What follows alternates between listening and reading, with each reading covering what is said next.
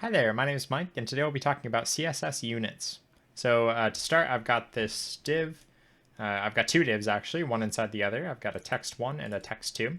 Text1 is empty, it just contains text2, and text2 has some text in it. If I were to want to size this div, let's start with text1. Actually, we'll do text2.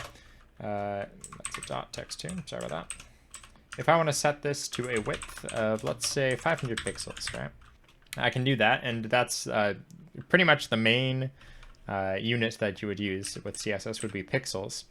But let's say if I wanted to have this a little bit more relative to, depending on how things are sized with a phone, for example, or a different size screen or different font sizes defaulting on browsers. If I was to set it with pixels with width, then depending on pixel density of screen sizes, that would look different and differently sized on different devices. So another way that we could do this is instead of relative to the pixels, which is kind of arbitrary, because again, different screens have different pixel densities, we can set this relative to the font size. And that would make it so that whichever screen you're using, it would be the same relative width to the text. So that the unit for that is called an EM. So if I said 5 EM, then that is 5 font sizes wide. 5 EM is a little bit too small to be compared to that 500 pixels. So let's do 20 EM. That's looking good. And by the way, the EM is relative to the font size of the element. So let's say I doubled the font size. Let's just go 30 pixels. Then you can see that the width changes as well. I can also do EM for font size. And so if I set the font size to 2 EM, then that would be 2 times the regular font size. 1 EM is 1 font size. So we do that, and that's about 30 pixels, a little more it looks like.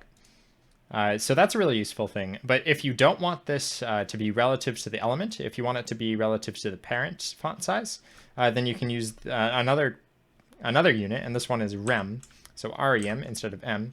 And you can see that now, since the default font size is probably something like 12 pixels or something on the browser, you can see that the width got shrunk down a lot when we switched to rem rather than m. M's are quite a bit bigger because the font size is bigger in this current div.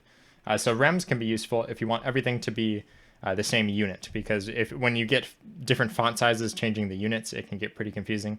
But you can also just kind of eyeball it with the different sizes, and no matter what, because it's all based on the font size, it'll be responsive to whatever screen you're using.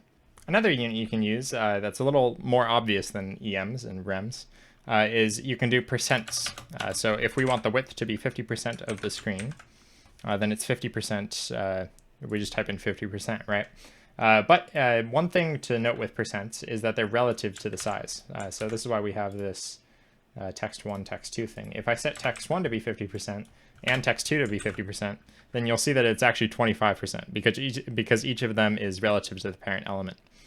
So text1 is 50% of the body, and then text2 is 50% of text1.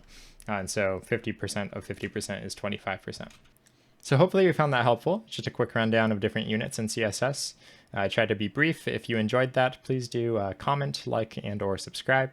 And have a great day. Thanks for watching.